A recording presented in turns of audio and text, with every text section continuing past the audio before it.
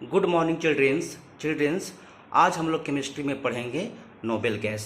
Noble gas को हम inert gas भी कहते हैं। ठीक है बच्चों, देखते हैं बच्चों इसका definition. The elements that have completely filled the valence shell. Valence shell means outermost shell. Valence shell means outermost shells, जो बाहर में सबसे बाहर में होता है।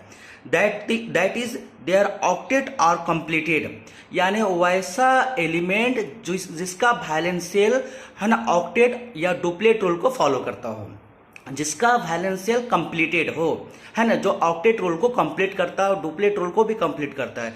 हीलियम डुप्लेट रूल को कंप्लीट करता है ना। तो बच्चों इसी तरह आपका आर्गन ऑक्टेट रूल को कंप्लीट करता है, यानी जिसके आउटरमोस्ट ऑर्बिट में ऑक्टेट मीन्स 8 इलेक्ट्रॉन हो और डुप्लेट मीन्स 2 इलेक्ट्रॉन हो, उसको हम लोग नोबेल गैस कहते हैं और ये किसी से रिएक्शन नहीं करता है। बच्चों एग्जाम्पल में देखते हैं, जैसे हीलियम, इसका सिंबल He होता है। ठीक है, ये नोबेल गैस का एग्जाम्पल है।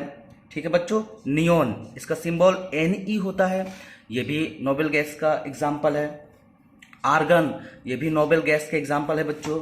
ठीक है, क्रिप्टन, इसका सिंबल Kr होता है, ये भी नोबेल गैस का एग्जाम्पल है। रेडन, ये भी नोबेल गैस का एग्जाम्पल है। जेनॉन, इसका सिंबल Xe होता है, ये भी नोबेल गैस के एग्जाम्पल है। ये सारे जो एलिमेंट है बच्चों, ये ग्रुप नंबर यानी मॉडर्न पीरियोडिक टेबल के ग्रुप नंबर 18 में होते हैं। मॉडर्न पीरियोडिक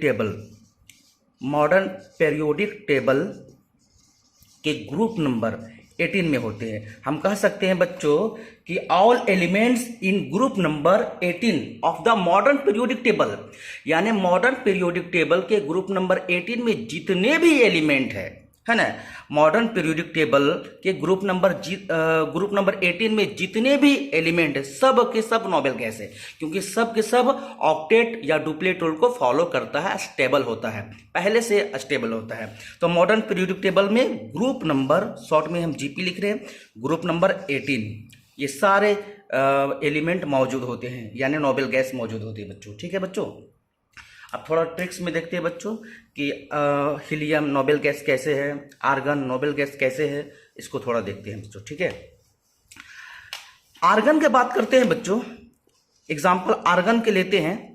तो आर्गन का एटॉमिक नंबर 18 होता है ना, आर्गन का एटॉमिक नंबर 18 होता है। इसको कॉन्फ़िगरेशन करेंगे तो 288 आएगा। ठीक है बच्चों, ये K सेल हो गया, ये L सेल हो गया, ये M सेल हो गया। ये M सेल सबसे बाहर है, इसलिए इसको वैलेंस सेल यानी आउटर मोस्ट सेल कहते हैं। ठीक है, और ये इलेक्ट्रॉन को 8 इलेक्ट्रॉन को जो कि आउटर मोस्ट सेल में मौजूद है, इसलिए इसको हम लोग कहते हैं वैलेंस इलेक्ट्रॉन।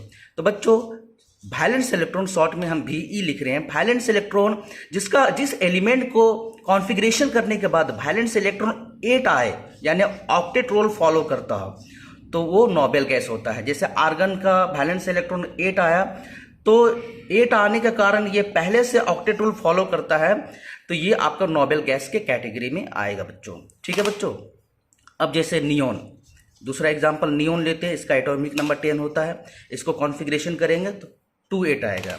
तो बच्चों इसका वैलेंस सेल में भी 8 इलेक्ट्रॉन आया, तो जिसका 8 इलेक्ट्रॉन आता है ना, वैलेंस इलेक्ट्रॉन 8 होता हो, वो नोबेल गैस होता है। ये ऑक्टेट रूल में हो गया। लेकिन बच्चों अगर हम बात करते हैं हीलियम का एटॉमिक नंबर 2 होता है। ये फर्स्ट सेल में 2 हो गया, यानी कॉन्फ़िगरेट करेंगे तो K सेल में 2 हो गया। तो ये डुप्लेट को फॉलो करता है। डुप्लेट मीन्स 2 इलेक्ट्रॉन, ये अस्टेबल हो जाता है।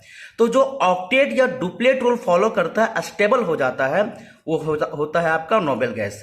फर्स्ट सेल K सेल में 2 इलेक्ट्रॉन चाहिए, ये 2 इलेक्ट्रॉन हीलियम का है, तो हीलियम भी नोबेल गैस होता है बच्चों। और यहां पर बच्चों चूंकि ये आर्गन हीलियम जितने भी नोबेल गैस है, इनके आउटर मोस्ट सेल फुलफिल होता है, यानी ऑक्टेट डुप्लेट रूल फॉलो करता है, पहले से फॉलो करता है, ऑलरेडी फुलफिल होता है, इसलिए ये ना अपना इलेक्ट्रॉन को रिएक्शन के दौरान लूज करता है और ना ही गेन करता है, यानी ना लूज करता है ना गेन करता है। इसलिए ये रिएक्शन में पार्टिसिपेट नहीं करता है, क्योंकि इसकी वैलेंस सेल पहले से फुलफिल होता है। जिसका वैलेंस सेल स्टेबल नहीं होता है वही रिएक्शन में पार्टिसिपेट करता है, इसलिए ये रिएक्शन नहीं करता है। क्योंकि इसका वैलेंस सेल फुलफिल होता है, यानी नोबेल गैस नॉन रिएक्टिव होते हैं, ये रिएक्शन नहीं करता है। ठीक है बच्चों।